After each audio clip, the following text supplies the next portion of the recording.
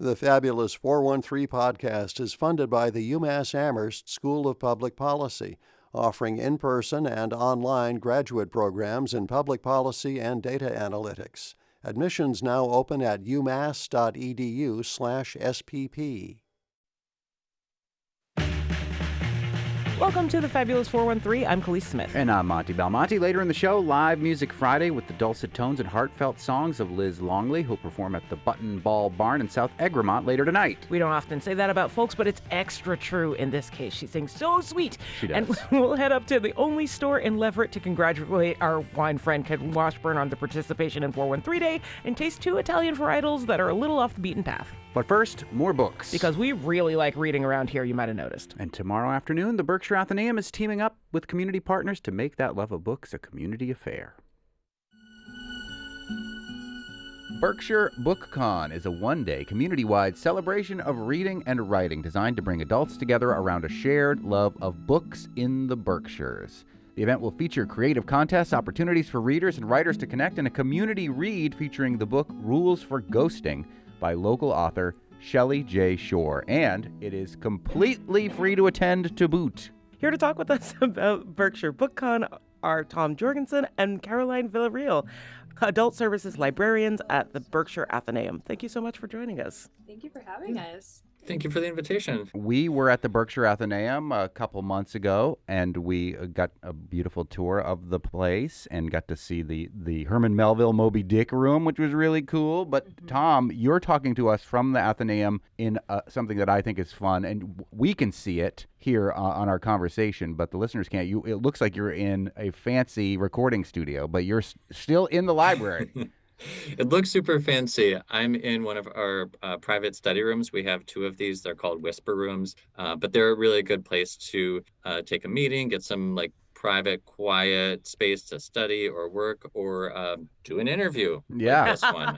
The sound quality is probably a little better than if I were out in the middle of the library with all the activity going on. It's ironic because you would think the whole library would be a whisper room, but yeah, no, not necessarily. Not the case anymore, and I think we're kind of proud of that at our library, that it has become such a active, vibrant community hub, whether someone is spending a day here or coming in to pick up their books or coming to a BookCon. Like the BookCon is going to take up probably 2/3 of the library, our auditorium, and then the main floor of the library. So it is definitely not going to be a quiet place on Saturday. Yeah, and it is this Saturday. The event's schedule begins at 12:30 and then goes all the way through 6:30 with a trivia night right down the street with our friends at Hot Plate Brewing. Caroline, is this the first BookCon? Yeah, this is the first one.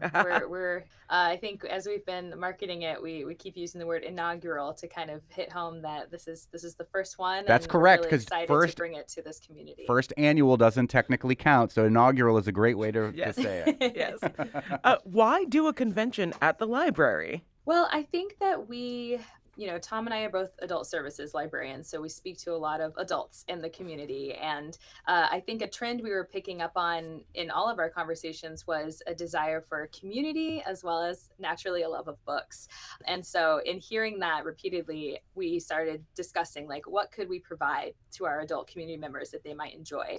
It kind of started last summer. We revamped adult summer reading, and that was really successful. A lot of people really loved participating in that. And then as we got to know some of our community partners, Hot Plate, Indie Readery, we thought maybe we can pull something together during the spring as well that they would enjoy. And the library seems like a great gathering place that we see a lot of people who are interested in books. So it kind of worked out that way really naturally, as well as, again, with our partner Hot Plate.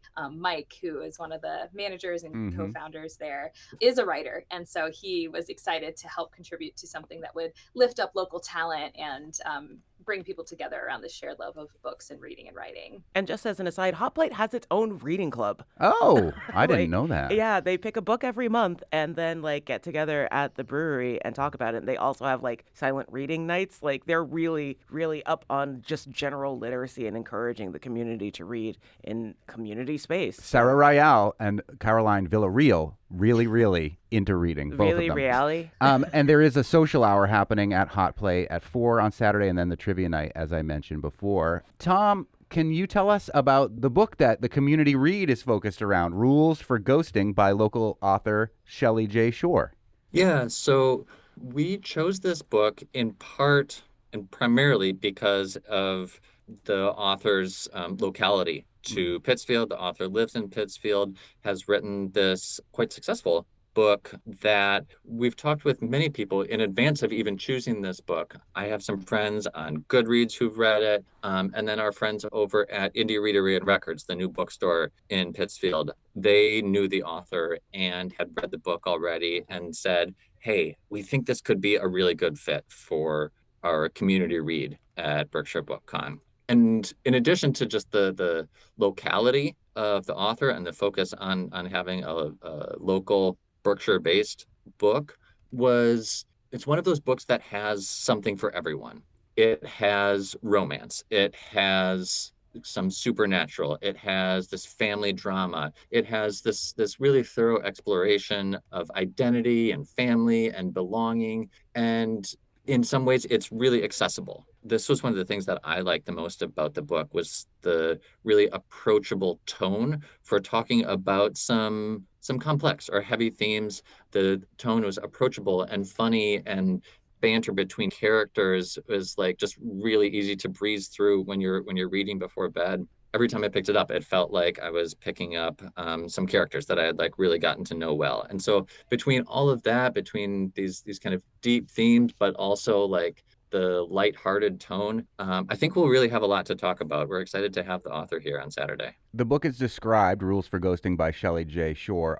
To save his family's failing funeral home and his own chance at a queer love story, a reluctant clairvoyant must embrace the gift he long ignored in this poignant and tender debut, perfect for fans of the swoon-worthy romance and queer community of One Last Stop and the macabre humor and family dysfunction of Mostly Dead Things. And the New York Times did list it as one of their top romances of 2024, and I see that Shelley J. Shore has a new book that will be coming out later this summer, which is very cool. Maybe we'll get to meet them and have them on the show with the debut of that new book later in the summer. Meanwhile, Rules for Ghosting is the community read book as part of Berkshire Book Con. How many extra copies for the Berkshire Athenaeum did you have to get of Rules for Ghosting in case people wanted to check it out to be part of the community read?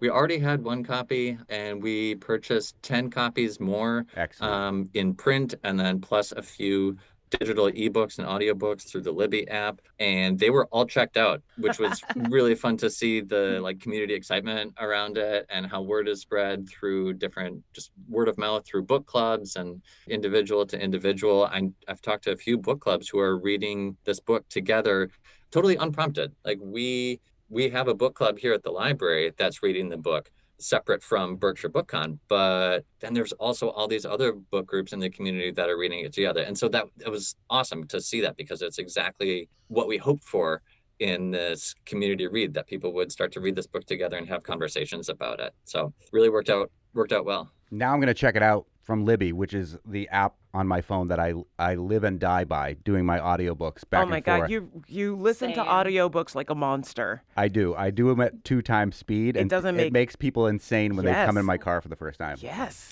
I can only do 1.5 times. I listen to them as I'm walking to work. I creep up into 1.5 times is too fast. When I have to feel like, so I just started the 5th season by N.K. Jemisin. Oh, so good. Yesterday, I had to start it at 1.75 to try to set the place, but then once I kind of feel like I know where I'm going, then all right, I'm on 2. I just finished Gone Girl yesterday, so nice. Cranking through the Libby app. I love it. It's a huge, amazing resource for the whole Central and Western Massachusetts regional system, CW Mars. I'm so glad you read, but I don't understand your life. It's like the Matrix, where I can download. I wake up and I'm like, I know Kung Fu. Oh, God. Downloaded a whole book in a very short amount of time. I'm just so much faster with written pages. I can't do it. I fall asleep. That's fair. More on the totally free Berkshire Book Con happening tomorrow at the Athenaeum with librarians Tom Jorgensen and Caroline Villarreal as we hear about the adult book fair and their art and short story contests and more you can experience. Plus, live music from fantastic singer-songwriter Liz Longley and a totally new taste of Italy at the Leverett Village Co-op in a wine Thunderdome. You're listening to the Fabulous 413 on 88.5 NEPM. Welcome back to the Fabulous 413. We're talking to the adult service librarians at the Berkshire Athenaeum, Tom Jorgensen and Caroline Villarreal, about the Pittsfield Athenaeum Book Con that's happening this Saturday. So you have Shelley J. Shore talking about this book and this community read, but they're not the only author that is coming to this thing. Caroline, can you talk about some of the other authors that are going to be at the inaugural Book Con? Shelley is our featured author for the event. When we announced the event, we did have a lot of local authors and writers reach out to ask how can they participate. For this first event, we really wanted to focus in on the community read element, bringing people together around the one book. And we made sure to connect all the other local authors and writers who wanted to participate or have their work represented to Indie Readery and Records, because they're running the book fair portion of the event. It's being run out of Hot Plate, so you have a book fair in a brewery, which is pretty cool. But they worked with all of the local authors to consign their books so they could be sold during the book fair portion as well. And that frees up, I think, a lot of our local authors to then mix and mingle and connect with each other instead of being stuck at a table just pushing their book, So we wanted to give them a chance to meet each other and to mingle and connect throughout the event as well. But their books will still be sold. They just get to enjoy a little bit more meeting other readers and writers. And drink really good beer if they so choose. Yeah, the book fair part of it is at 3 at Hot Plate right down the street from the Athenaeum. That said, you do have a bunch of really cool other things happening in your exhibit hall after that talk with Shelley J. Shore. You've got book binding, and your contest winners are going to be announced, I think, because you had 2 running contests, the short story contest and an alternate cover contest. Yes, the exhibit hall is really a chance to explore the other elements of the book, right? We're calling it BookCon, so obviously there's this implication that it's for readers and lovers of books, but we want to explore the other parts of books as well, like book cover design. You mentioned book binding. We have a couple of groups that did develop zines, and they're going to teach people how to make a zine. We have a gentleman who does ghost stories. He's going to teach people how to write a ghost story. Nice. So these different elements of books and storytelling and reading and writing will be represented in the exhibit hall. I can actually turn my camera and show you. I have one of the entries for the alternative book cover contest behind me. Isn't that spooky? Yes. That's cool. It's for a Stephen King book. It's Which for book? It. Oh, yeah. Nice. It's scary. If it wasn't scary enough with a clown, this is a scary child, which is the second scariest thing in the world after clowns. Yeah. So we'll have those entries on display, as well as you mentioned the short story contest. And so the short story contest, we had a panel of judges judge those, and those winners will be announced at the social hour. And then the alternative book cover contest entries will be on display in the exhibit hall for people to vote on. I know when we met you in February, you were just mentioning the short story contest. I'm curious how many entries you got, just because I'm that girl. How much did you have to sort through to come up with your winner? We got 19 entries. Wow, That's really good. great. The short story contest. Yeah, we shared those with our judges. They had a lot of reading to do. I know at least one of our judges said that in other contests that he's judged, he likes to read the stories at least 3 times. And I think these entries were up to 5,000 words, and some were 4,970 words or something. So I think they've had some late nights and some intense reading sessions to sort through those. But yeah, I know they picked their winners, so those will be announced at the social hour over at Hot Plate. Tom Jorgensen and Caroline Villarreal, you are the adult service librarians at the Berkshire Athenaeum. What, apart from Rules for Ghosting, which was the community read that you're encouraging people to read for BookCon on Saturday, what are some of the books that you're seeing getting checked out a lot by adults that you are servicing at the Berkshire Athenaeum? What's popular right now? Caroline? Kristen Hanna is popular. Last summer, I think the women did not stay on the shelf a single day. I think that was pretty high circulation. We also have a lot of Frida McFadden that circulates. People love her. What do you think, Tom?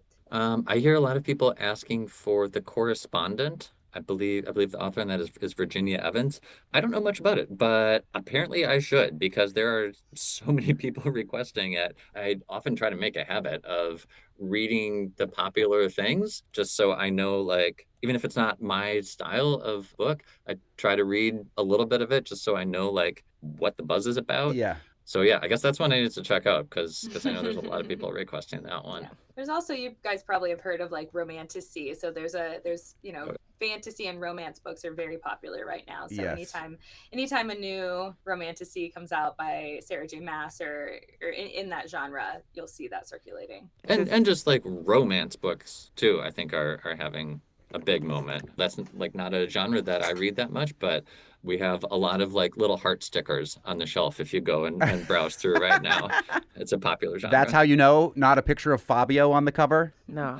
I can't believe it's not butter. Yeah, these are not your like old dime paperback like Harlequin romances with swoony Scottish men on the cover. Mm-hmm. Yeah, I think the vibe is a little different these days. And with the sex scene by like Page, I think it's like 130, 140 because they're very formulaic. Yeah. That's the guideline. My Nana used to have a million of those books on her porch. Talk about the book club that's at the Athenaeum. Talk about the ways that people can get involved in that post-book con if they want to keep reading in community. Yeah, so we have our monthly Berkshire Athenaeum Book Con. Woo.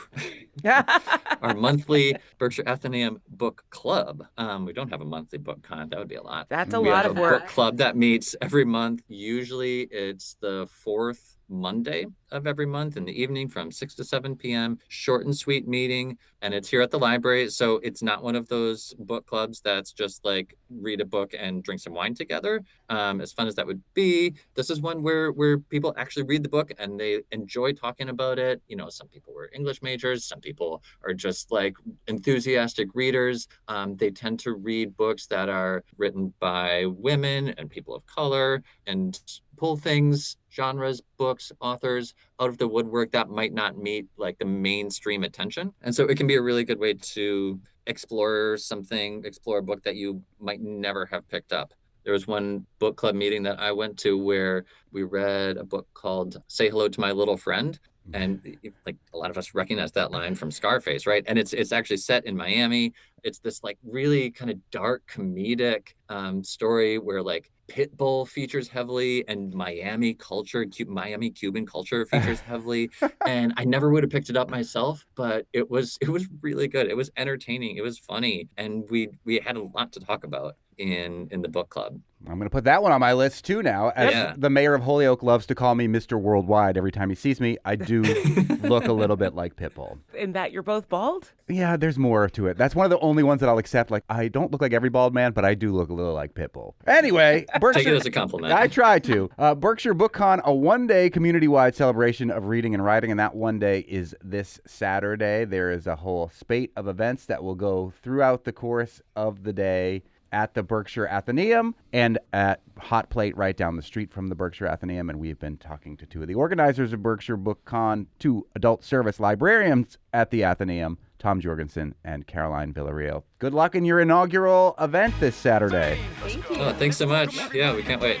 They even have trivia if you haven't gotten tired of trivia with us. Yeah. Berkshire's Book Con begins at 12:30 tomorrow, and it's free as the library system itself to attend. Find more information through a quick search or on the Athenaeum's website. Beautiful Folk from singer-songwriter Liz Longley is on the way for Live Music Friday. But first, we are voracious and need to discover new grapes to love with Franklin County wine friend Ken Washburn and this week's Wine Thunderdome. You're listening to the Fabulous 413 on 88.5 NEPM. The Fabulous 413 podcast is funded by the Handle Factory Community Clay Studio in Shelburne Falls, hosting Molly Cantor and guests during the Asparagus Valley Pottery Trail April 25th and 26th. Asparagus-Valley-Pottery-Trail.com. The Fabulous 413 podcast is funded by Northeast Solar in Hatfield, dedicated to custom solar installations, electric vehicle charging solutions, and reliable long-term system support. Northeast-Solar.com.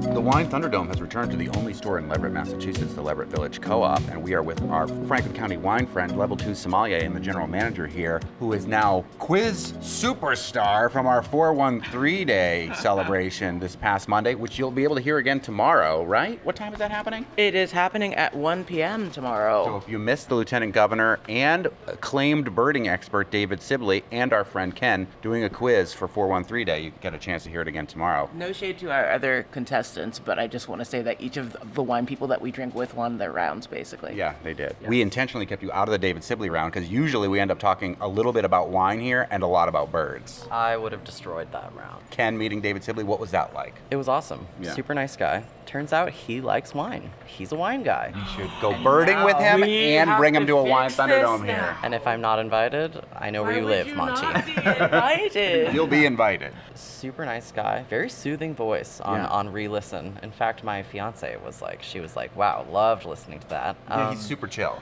Chill is like the perfect word. And Because you got to be quiet if you're around birds. If you're really excitable like me and Khalees, you're going to scare all the birds away. This is actually why I don't normally love bird walks. I turn into this like inwardly control freak where I'm like, stop, just like shut up, because I hear something. Yeah. And I'm such an earbirder, as they say. If you're an earbirder, do earbirds eat earworms? Because I have a Dream Eater song stuck in my head because Khalees is wearing the Dream Eater shirt right now. Oh. I am bleeding internally and also externally. To me, Dream Eater is just a Pokemon move. Another thing that you like to collect. Birding is like, outside, but it is, every morning your voice is Oh. every morning or afternoon. Oh, thank you. Thank you. No, it's really a weird feeling. To have it happening in real life. they are real people. We are. Sometimes. Sorry to interrupt your lunch. We're not here to greet with the hoi polloi and our fans. We're not here to fraternize, we're here to drink. Tell us what we're drinking in the Wine Thunderdome at Leverett Village Co-op today. Ken. We're drinking 2 wines from Italy, my worst country when it comes to things I know. And it was my worst category in wine school as well. Well, I mean, they do name things differently depending on where you are. Trying to confuse you. Yeah, everything has 5 names or 10 names. Yeah. Who knows? And the names also have different names. Yeah. It's a lot. Anyways, but that's where the wines are coming from. I have 2 reds. So the first one is, it's called Vera Rosso, and the grape varietal, it's 100% Basilicata, which was a varietal I'd never heard of. Wow, I don't really know that either. St. Peter's Basilicata. That's what I was going to say. Is it Yeah. is it church flavored? It's Pope Leo wine, which Yeah. for some reason now are a lot of people are on the Pope's side of things all of a sudden this week. Who wouldn't be, honestly? Well, I mean, They've had a problematic past. I feel like the last person you come for when doctrine's on the table is the person in charge of the whole Catholic organization. Or just make up your own Bible verses or steal them from Pulp Fiction. And I will strike down upon thee with great vengeance and furious anger those who attempt to capture and destroy my brother. And you will know my call sign is Sandy 1 when I lay my vengeance upon thee. And you will know my name is the Lord when I lay my vengeance upon thee. Honestly, that's like Four Seasons landscaping. I mean, hopefully at some point we'll be able to look back on this and laugh without crying. Wine number 1. Time for wine. So this wine, this is cool. This is a community wine project. Before COVID, these farmers used to trade these grapes with private individuals. But then when stuff got really hard, this woman, Elena Fucci, she was like, we are going to have this big cooperative. Cooperatives? Just like us. Yeah. Cooperative. I was going to say, cooperatives are big in the wine world in Italy and in other places as well, but also in Leverett. That's what we have here. Basilicata, indigenous grape. It smells Open like rambles. church. It does smell a little incensey like a church might. I will say incense is one of my favorite wine tasting notes, and it always has been. And a little blood. Yeah, definitely it's got the iron So this is blood very type Catholic, thing. Very Catholic Very wine. Catholic. Yeah, did you wine. transubstantiate this Blood, before we drank it? Incense. Was this church. water before you gave it to us? I have something to tell you guys. Fruit profile. We were talking about this last week on the show. Fruit leather is like, hippie fruit leather, like fruit roll-ups. One of my tasting notes from when I first tried this was high-end fruit snack. Yeah, exactly. Perfect. Great acid, killer acid. This to me is such a food wine. You can really imagine it with like a bolognese or something. I made carbonara for Easter, and I wanted a red, but a light red, and I think this could potentially have been great with it. Yeah. You know me, light red superstar. I had people when I was sort of curating the selection here being like, don't you have any like Cabernet? And I was like, I guess I'll get some. This to me, there's a wine where like there is fruit obviously, but there's so much other stuff going on. And I feel like I want to sit with this for like way longer than the time that we have. Speaking of birding, you said that there were some interesting birds near where I live. in the patch in Turner's Falls that you've seen? What are those birds? Yesterday there were 4 or 5 horned grebes and a red-necked grebe, and if you were listening to this, you should Google them, not while driving, but they're beautiful birds, and they just don't come here that often. This is a waterfowl migration season. Us birders call it weird duck season. And it usually, I am not a major participant in weird duck season because it usually involves being cold and kind of wet and standing on some bank of something with a scope. But yesterday I just decided to drive down to the canal and I saw the grebes from my car and got bad iPhone pictures of them, and it was great. If I had a country band, I would call it Redneck Grebe. That's kind of awesome. That's pretty good, actually. Let's see if Liz Longley will start a country band with me called Redneck Grebe. I mean, you can always ask her. She's our musical guest today. Oh, amazing. Wow, having trouble with the foil. I hate when people just like put the wine opener straight through the foil. Barbaric. I do think Who that's does barbaric this? as well. People. What I will do sometimes is grab the whole foil and yank it off of the bottle. But it's hard with... But you cannot do it with Italian wine. It's so weird. It's so tied up. Could be that label, this thing right here. It's the DOCG label. thing. French wine.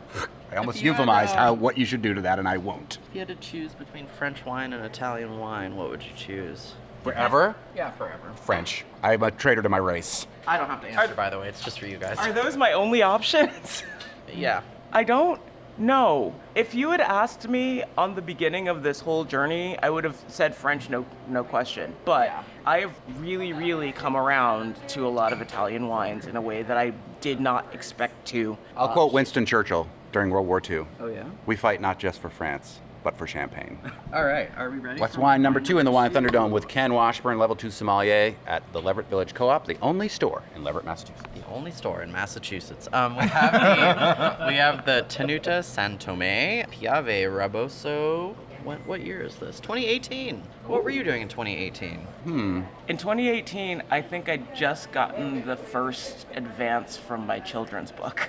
I took myself to the Edinburgh Fringe Festival for my 40th birthday. I just moved here. That was actually the year that Monty and I met at the book mill. Oh, that's fun. I was like, why is this stranger talking to me? I thought I was in New England. I thought people didn't do that here. Well, I don't remember were what. drinking wine. Yeah, we were drinking wine together. It wasn't like I just accosted you. I just happened to be there alone, and you happened to be there alone. Yeah, I barely knew anyone at all. So Aw, look at me now. Look at us now. So fun. Now you're a star. A star on the radio. Yeah. Doing trivia and not knowing about John Hancock. Look, I also didn't know about John Hancock. It's totally okay. I didn't get it, and neither did the lieutenant governor, by the by. Why don't people say lieutenant anymore? I don't really know. think I that would love be a that, massive too. improvement. I think so, too. I'm like watching some old show and I'm like, ooh, I love that lieutenant.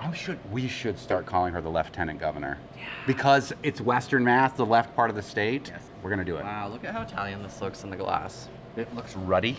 Yep, a little bricky. Like, it's not bright. To me, that's a hallmark of an Italian wine if the wine is young. Must be Italian. Fragile. It must be Italian. So the grape here is called Reboso, another one that I had never heard of before, and that's the thread between these two wines, is Italian grapes that I had never heard of. Uh-huh. This was actually aged in both French oak and chestnut. Ooh. I know. I don't hear about chestnut a lot. But that explains the, like, sort of woody, sawdusty thing I'm So getting on the woody. nose that I couldn't quite explain. I'm like, what is that? It's like all kinds of wood. It's like, oh, there's that really wonderful lumber yard in Greenfield. It's like walking in that. I mean, I'm not even a wood person. I couldn't nail two boards together. But that place is incredible, and it's such a sensory overload kind of experience. It smells so good. There's the one Like in that. Deerfield, too, on 5 and 10, that, like, sometimes you roll the windows down, you're coming out of Greenfield near where the walk used to be, and you can smell the wood being cut up there. I love it. Yep, there's one in Hadley, and then the one that we went to in, this wine. like, Westfield. I think this one is benefiting just from being in the glass for a couple minutes. Yeah. The fruit is starting to really come out. To me, the fruit is a lot more present in this one. It's plusher, juicier. This one has almost like a plum characteristic, while the other one felt like a fruit leather. This is even almost like a slightly underripe, moving towards ripe plum. Yeah, and I get the oak and the chestnut. I think the chestnut throws me off just because it's not something that I've really probably ever encountered in Yeah, wine. me I don't know either. if y'all have. No. Yeah, but there's this acid happening in it that just, like, peaks little fireworks on your palate. Which means when you get the good acid, get some good food and eat it with this wine, and it's going to be I love magic. this wine. To me, it's so rich. Khalees was saying when she came in that you had a great pizza list. Even pizza with this, I think, would be awesome. We do have great pizzas on Friday nights with live music. You can come here and get it tonight. I think that Neapolitan-style pizza would be too light for this. Well, It depends on what you put on it. If you put pepperoni on it, I think it'd be fine. Some like meaty pizza. This is a meaty wine. Without having the iron element that the other one does. Totally. The other one was thinner, and that's not in a bad way, just different wines. I like both so much. The first one is like a breakfast wine, and this is a dinner wine. Breakfast wine. I don't disagree with that. Like, I feel like the Vera is, would consider that kind of a porch pounder. Any wine can be a porch pounder if the weather's nice enough. Then, You're not going to drink a Cabernet on the porch if it's 85 degrees. You can, but... That's true. I'm switching to cider if it's 85 degrees. That's fair. We gotta go back. Even though I feel like I still have more to say about this one. It's so cherry. I mean, I think that's a thread that really connects both wines. We kind of get, there's like a savory cherry element to both. Cherry, again, number one fruit of Italy for red wines. If you could have to dial it down like that. I would choose Italy for reds over France. Really? I would. Whites, harder. For whites, I probably would like France pretty easily. But for reds, that's much harder for me. Join me on the side of Italy. All right, let's return to the first one. This is the Vera Rosso, the Basilicata. This is actually, so this one is also quite younger than the other one that we were drinking. This is a 2024 vintage. The other one was 2018, you Yes, yeah. God, what a different time of life. Have you seen the meme of that person from 2016 talking to that person from 2026, where the 2016 person is looking devastated by what the 2026 person has just shared with them? No, but it reminds me of the series of shorts from the pandemic itself going like, oh, have you gotten to the Hornets yet? Oh, I remember that. Pretty crazy about the whole coronavirus, eh?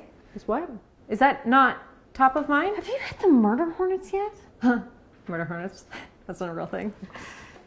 Murder hornets? My current new worry is that current that's about to change. Oh no. And it's going to freeze out all of Europe. So stock up on your Italian and French wines right now. They're like 50% chance that current changes in the next, before the end of the century. And Europe, it's going to be like tundra. Everything's fine. Anybody ready to vote? Yeah. No. Ken? I love the Reboso, the Santomé Reboso. We knew that. I really, really, really like the Verha, the Basilicata, which I've never had before, but the Reboso is fabuloso. 2 votes. So it doesn't matter what my vote is. It matters to me, and hopefully Monty. He doesn't care. For our purposes, it doesn't matter for what wins, but I'm interested to know. It's like America's Next Top Model. 2 models stand before you, but I only have one piece of paper in my hands. This is really hard because both of them did, with a little time, with a little air, did entirely different things. The Reboso got softer. There's so much at stake right now. There's nothing at stake because the Reboso already won. This is for me. I'm gonna keep my vote to myself. Oh no. It is your private right. And these are both really good, really fun. I think my opinion changed several times over the course of this tasting.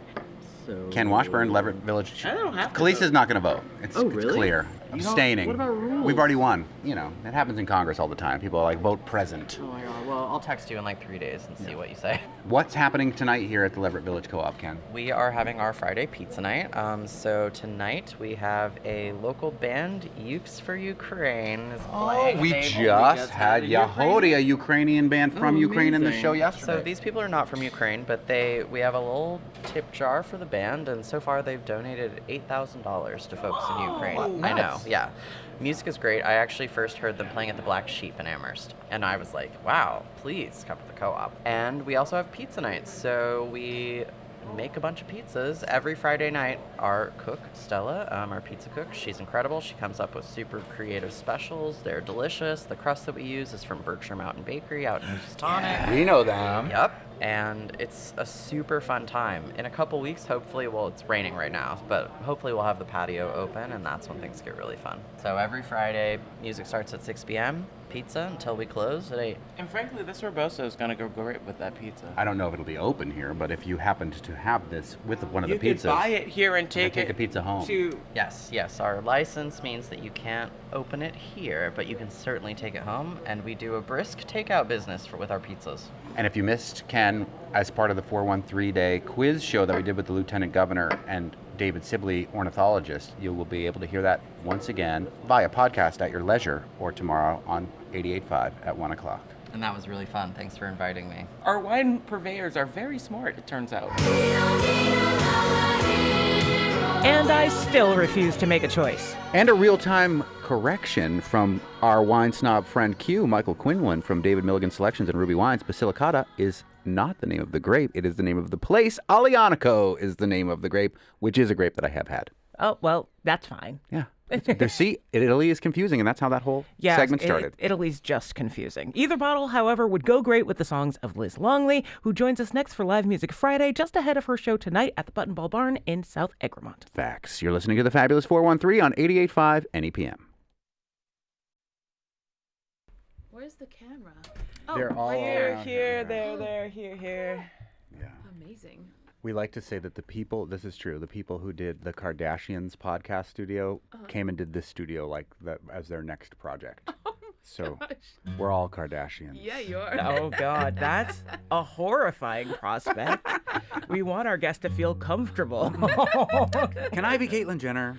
Oh, my God. I mean, if you wanna, but like... Some days. Welcome back to the Fabulous 413, and if you can believe it, it's a Live Music Friday once again, and we are joined by Nashville-based singer-songwriter Liz Longley, who's earned accolades from some of the most prestigious songwriting competitions in the country, including the BMI John Lennon Songwriting Scholarship Competition. Who?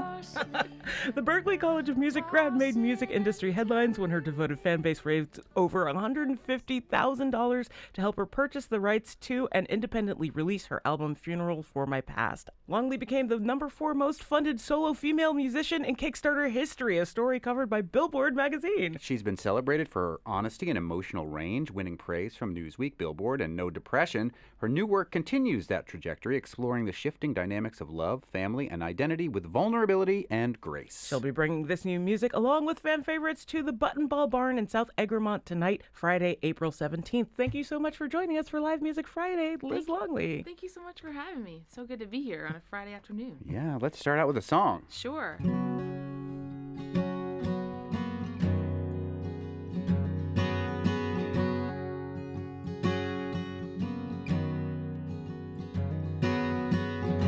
Old friends, handwritten notes, last night's campfire smell on your clothes, the sound of the rain against the window, some things you can't get enough of, someone who knows just by the look on your face, the kind of laughter that makes your belly ache, Sunday mornings and mama's pancakes,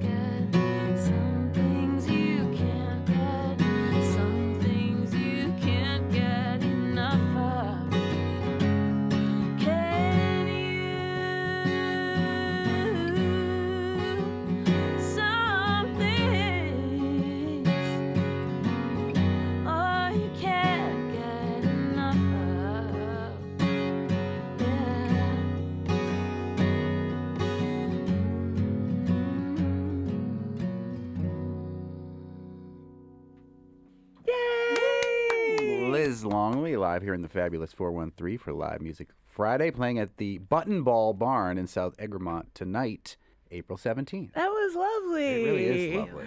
So you studied in Boston and you're now based out of Nashville. Both areas have their own sort of folk traditions. How did each place influence the work that you're making now? Well, I grew up listening to a lot of jazz music and folk music. Grew up in Pennsylvania? In Pennsylvania, yeah. And when I moved to Boston, I just dove into the folk scene there, like playing Club Hassim and listening to all the folk locals, and just fell in love with that music. Who was local then? Like, who are you going to see at Passim? Oh my gosh. Well, I was super into Lori McKenna. Yes. And I mean, she's one of my all-time From favorites. Stoughton, Massachusetts, now writes for all the big Nashville greats. Phenomenal. Home of the Reebok Phenomenal International songwriter. Headquarters, Stoughton, Massachusetts. More weird Massachusetts trivia this week. The Weepies were, Oh, yeah. Yeah. Gosh, so many. I'm of course blanking, but I was just obsessed with what was happening in Boston at that time, and I kind of was scared to move to Nashville because of the country scene, and I wanted to stay true to who I was as an artist at that time. But there's so many genres of music happening in Nashville beyond just the country scene there, though that is very prevalent, obviously. And Lori McKenna's there all the time. Do you know her now personally? I mean, we've written together. Oh, that's great. Yes. Yeah, It's so a dream come true, and I've opened for her a couple times. that's amazing. You know, and Paula Cole is a Massachusetts Yes. native, and I've been listening to her music since I was probably not even allowed to be listening to it. You know, This Fire is kind of a steamy record. Mom, but where did all the cowboys go? Wes, they're not in New England. We're speaking with Liz Longley, who's playing the Button Ball Barn in South Egremont tonight. What was the first song that you can remember that made you think, I want to do that? Oh, everything on Joni Mitchell's Blue. That was the moment when I realized I wanted to not just learn how to sing and play an instrument, but I wanted to learn how to write a song. And that's when I decided to go to Berkeley and study songwriting there. That's great. We were joking about your tuning before because you have some odd tunings, a la Joni Mitchell and so many others. But I always think of Joni Mitchell when I think of, if you don't know how to play this song normally on the guitar, it's probably like a Joni Mitchell style tuning. 1000%. What stories do you tell on stage while you're tuning? Because that's the trade-off. Like when you have alternate tunings, it's going to take a little bit of time to get there, which means you've got to keep everybody entertained, which means side quest stories. Yeah. Oh, I've got a lot of them. But the one that song that I just played for you is one that I wrote for my daughter, and I often talk about how before I became a mom, I just thought, singing would be a no-brainer way to calm my daughter down and feel connected. And the first thing that she literally ever said to me was when I was singing to her, and she looked up at me and she said, "All done." This isn't The Voice, daughter. Exactly.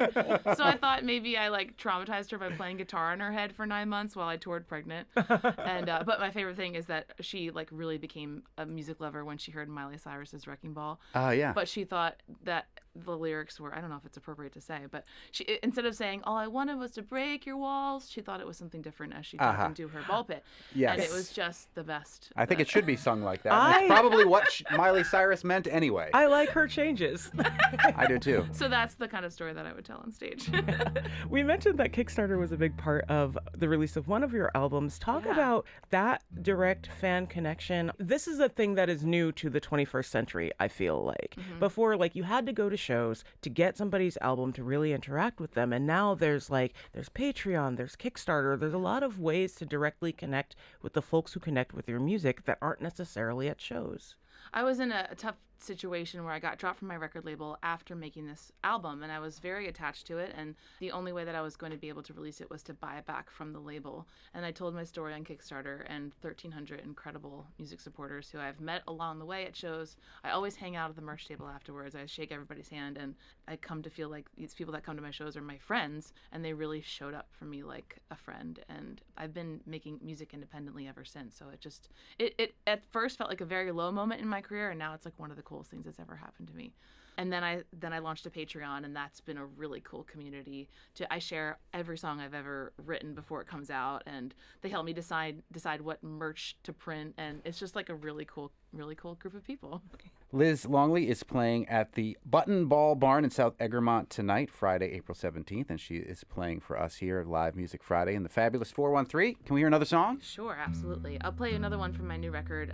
The new record's called New Life. And I just became a mom a second time around 6 months ago. Congratulations. And you're on tour. I'm on tour. Oh is the baby with you right now? He's with my mom and dad. Dang it. I know. I You would- would I know. would've- You I would would've hear left him. the studio to No, watch Monty the baby would not while- be here for this. This would be an interview between you and me Yeah. because Monty would be with your baby. I and love that's babies. something to think about when you come back, that Yeah. you I have will- automatic Monty will childcare. babysit. Free babysitting. Yep. He's the best. Oh gosh. Okay, not this tuning. Okay, Joni. This is a standard tuning. I have no maybe excuses. It's just adjusting to the temperatures. Yeah. But I wrote this song years ago before I even went into the studio to make this record with a fellow co-writer, Isaac Fox. And it was just such a vibe, but it didn't resonate with the messages of the record I was putting out at that time. But it kind of fits perfectly into this new album because it's about wanting to breathe new life into a relationship. Nice. Okay, this is Start Again.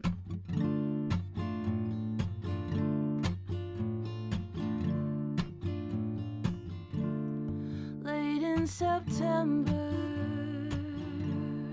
when autumn came, I felt you drifting like the leaves lifting away.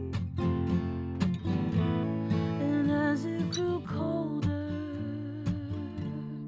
well, so did we. A flame to an ember. Remember what we used to be. Start it over, we can talk it over, darling. We can make the clock turn back. I don't wanna live a life without the kind of magic that we used to have. I am still the one who gives you everything you want. Please don't say we're done, let's start again. From the beginning, summer flew by on the front porch, kissing the sun coming up in your eyes. And if you told me then that we could lose the love we'd found, then maybe I'd still have you now. Start it over, we can talk it over, darling. We can make the clock turn back. I don't wanna live a life without the kind of magic that we used to have. I am still the one who gives you everything you want. Please don't say we're done, let's start again.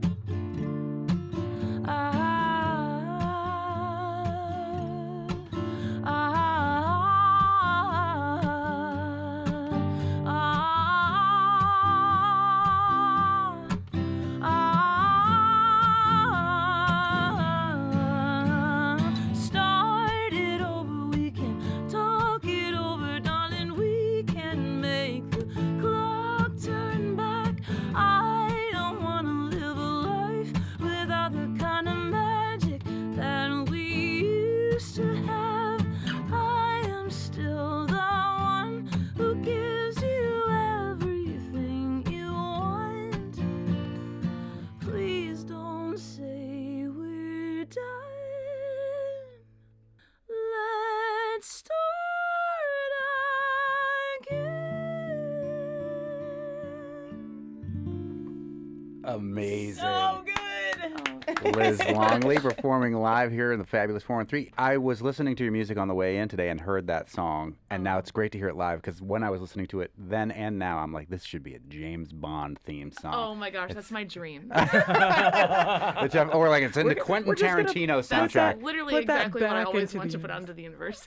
Well, you did it. Nailed it on both counts. Perfect. You're performing tonight at the Button Ball Barn in South Egremont, and then you're coming back to the area in a little bit in June to perform at the Parlor Room, I do believe. At the Iron Horse, At the yes. Iron Horse, Oh, even nice. better. Awesome. So you got 2 opportunities in the 413 to see Liz Longley. Thank you so much for joining us. This has been a delight. Thank you so much for having me. And have a safe drive to the westernmost part of Western Massachusetts from our studios here in Springfield. I will. So pretty. Really is. Genuinely just gorgeous to be in and presence. And inspirational to see how the fans have rallied behind her music to make sure that people are still getting to hear it. Yep. Keep the music that you love alive.